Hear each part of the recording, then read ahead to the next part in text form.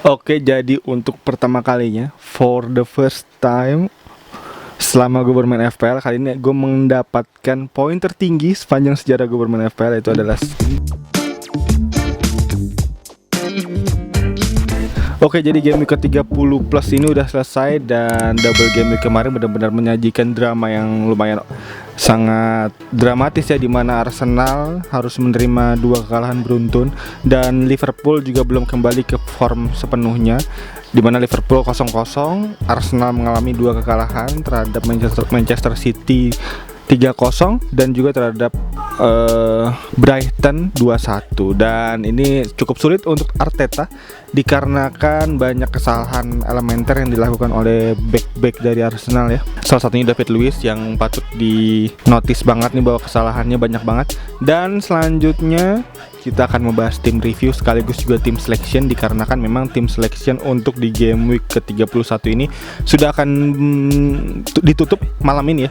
Jadi benar-benar game week yang cepat nih untuk di beberapa game week terakhir, karena memang diisi dengan sangat padat untuk jadwalnya. Jadi langsung aja untuk kita nyalain screen recordernya. Kita nyalain screen recordernya seperti biasa, kita nyalain dan kita buka Fantasi Premier League ya. Ini kita buka.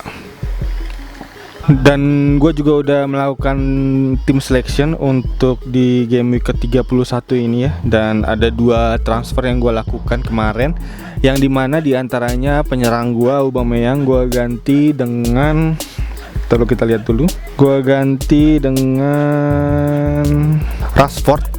Dan juga pemain tengah gue Traore gue ganti Bergwijn ya, dimana Bergwijn kemana mencetak gol ya, Tottenham. Dan untuk pemain depannya ada Rashford, yang dimana Rashford juga cukup oke untuk pertandingan kemarin. Dan selanjutnya kita akan membahas tim review dulu. Tim review kali ini gue mendapatkan 102 poin, seperti yang gue bilang tadi, 102 poin. Dan kita buka untuk poinnya, yang dimana poinnya berikut poinnya nih, gue nyalain, gue buka.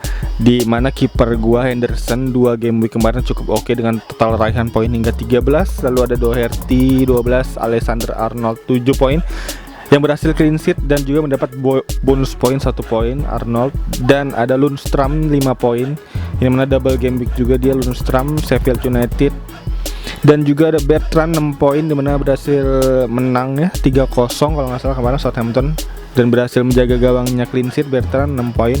Lalu di lini tengah gua ada Fernandes 9 poin, yang dimana menyelamatkan MU dari kekalahan terhadap gol penaltinya si Fernandes di menit-menit akhir. Dan selanjutnya ada Traore 4 poin, De Bruyne kapten gua kali ini 30 poin, dimana dia cukup oke di pertandingan pertama dengan total raihan hingga 28 poin. Namun di pertandingan kedua semalam dia hanya bermain sebagai pemain pengganti karena rotasi dari Pep tentunya ya. Dia harus menghadapi banyak game di waktu yang sangat singkat, maka dari itu kayak De Bruyne kemarin malam tadi nggak terlalu gacor, dimana dia hanya menumbulkan 2 poin. Jadi total raihan poin dia untuk di double game week kali ini hanya 30 poin. Lalu ada Grealish yang hanya 4 poin dari double game week, kayaknya nggak bisa gue pertahankan lebih lama lagi. Dan ada Aubameyang 4 poin, di mana Aubameyang benar-benar nightmare ya untuk Arsenal di 2 game week, di 2 pertandingan kemarin, di double game week kemarin. Dan selanjutnya ada Jimenez yang 8 poin. Dan selanjutnya dari lini pengganti gue kali ini ada McCarthy, Richarlison, Calvert-Lewin dan Taylor, yang dimana McCarthy cukup oke dengan clean sheet 6 poin Southampton, dan juga dari Richarlison yang 3 poin, dan ada Calvert-Lewin yang 2 poin aja. Dan selanjutnya langsung aja kita buka untuk tim selection gue kali ini, yang dimana gue gabung juga langsung biar cepet. Yang dimana tim selection gue kali ini udah gue susun juga untuk susunan pemain, yang dimana dari pemain inti gue kali ini di kiper gue gunakan McCarthy melawan Arsenal di kandang Southampton, yang dimana gue ganti dengan Henderson kemarinnya karena Henderson akan melawan Manchester United, dimana tim induknya yang akan bermain, jadi nggak bisa bermain melawan tim induknya karena si Henderson ini kan masih status pinjaman untuk Sheffield United ya, yang dimana diperpanjang juga untuk sampai akhir Liga berakhir nih, untuk Liga Inggris berakhir. Jadi beberapa pemain banyak yang kontraknya sebenarnya udah habis di bulan Juni ini, dan akan diperpanjang sampai akhir Liga Inggris berakhir di 9 minggu ke depan lah, 9 game week ke depan. Dan maka dari itu Henderson gak bisa main, sayang banget. Dan akan gue ganti, gue mainin McCarthy yang cukup oke juga. Dan selanjutnya di lini belakang kali ini gue ada Doherty, Alexander Arnold dan Taylor, ini mana Doherty akan melawan Bournemouth di kandang. potensi cukup bagus juga karena track recordnya Wolverhampton melawan Bournemouth cukup oke. Dan selanjutnya ada Alexander Arnold yang akan melawan Crystal Palace di Anfield ya. Untuk pertama kalinya setelah pandemi akhirnya Liverpool bermain lagi di Anfield dan akan melawan Crystal Palace, dan cukup bisa menjadi pertimbangan yang positif juga untuk Liverpool, di mana dia hanya membutuhkan 2 kemenangan lagi tentunya untuk bisa meraih gelar Liga Inggris setelah 30 tahun ya. Dan kayaknya cukup bisa dipertimbangkan untuk Alexander Arnold bisa mengisi lini belakang teman-teman semua. Dan juga ada Taylor yang gua agak bimbang sebenarnya awalnya untuk memainkan Taylor atau Bertrand. Setelah gua analisa lebih lanjut, ternyata Taylor di 4 game week, 5 game week sebelum pandemi kemarin dia cukup oke dengan total raihan hingga 3 kali clean sheet. Maka dari itu bisa gue percayakan nih Taylor untuk melawan Watford di kandang juga, dimana Watford ini juga track recordnya kurang baik ya, karena dia berada di peringkat ke-17 juga sekarang dan juga masih terancam di zona degradasi. Maka dari itu kayaknya masih bisa nih untuk lawan-lawan dari Watford untuk memanfaatkan potensi dari Watford yang sedang memburuk ini. Dan selanjutnya di lini tengah kali ini gue ada Richarlison, Fernandes, Bruno Fernandes, ada De Bruyne dan ada Bergwijn. Yang dimana Richarlison akan melawan Norwich City, tim papan bawah, tim juru kunci tentunya, yang dimana cukup menjanjikan untuk Everton untuk bisa kembali meraih poin penuh ya, dimana si Everton ini juga dicatat sebagai pelatihnya nih sebagai pelatih yang berhasil membawa poin terbanyak setelah Liverpool, City dan Chelsea ya. Jadi salah satu tim dengan total raihan poin yang cukup oke dari 4 tim terbesar kali ini gitu. Jadi salah satu Big Four juga untuk setelah ditangani oleh Ancelotti ya, dimana track record poinnya cukup oke dan berhasil menahan imbang Liverpool juga kemarin 0-0, yang dimana itu menjadikan Everton menjadi tim kedua yang berhasil menahan imbang Liverpool di musim ini, itu di mana diantaranya ada Manchester United berhasil menahan imbang dan sekarang ada Everton berhasil menahan imbang, dan juga ada Watford tentunya yang berhasil mengalahkan Liverpool kemarin 3-0 ya. Dan selanjutnya di lini tengah ada Bruno Fernandes yang akan melawan Sheffield United, di mana Sheffield United bisa gua prediksi bahwa Sheffield United akan sedikit mengalami kendala tentunya di bawah Mister Gawang ya, karena kiper utamanya Henderson yang cukup menjadi pemain vital untuk Sheffield United gak bisa main.